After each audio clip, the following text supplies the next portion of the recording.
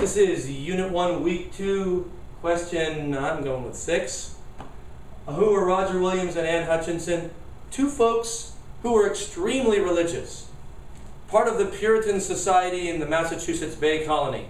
The Puritans, there were so many, then they quickly overwhelmed the Scrooby Separatists, or Pilgrims, capital P. So the Puritans are dominating Massachusetts society. They're very religious. They want their people strictly attending church, only male leaders to be in charge. So what happens is Roger Williams has this radical idea that's taking all this land meant they were taking it away from Native Americans who might want to or deserve to be compensated, paid, or something.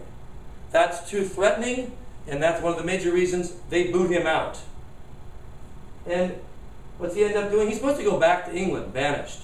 But he moves south, befriends some Native American groups, sets up a new colony in Rhode Island, or officially the colony of Rhode Island and the Providence Plantations. It's a small state. They have to compensate with a really big name, I guess. Anyways, Anne Hutchinson, what does she do? Anne Hutchinson takes off for, well, Bible study groups, initially. She's such a strict Puritan, she begins emulating the male groups that meet to study and discuss the Bible. And that's not so threatening.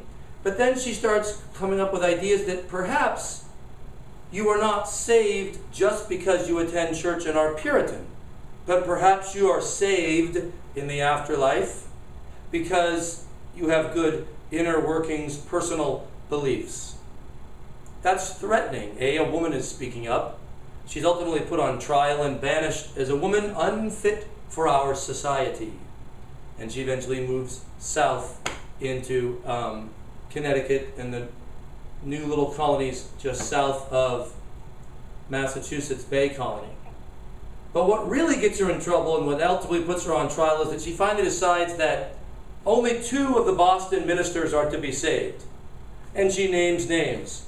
And it doesn't sound good when she says, John Wheelwright and John Cotton are the only ministers to be saved. The others are all sort of false, not prophets, but ministers not preaching the absolute pure word. So she takes religion so strictly, she empowers women, and she threatens the male religious order of the theocracy, ruled by religion, that the Puritans essentially have in New England. So these two represent threats who are booted out by the Puritans and who establish new trends elsewhere. And what's really unique is where they settle, and Rhode Island in particular. It's set up as a colony without an official religion. It's open to religious tolerance. And that's going to be a major trend in American history coming out of the colonial period, is that, we're a little all obsessed with religion. Perhaps religion and having one religion as the official state one might not be ideal.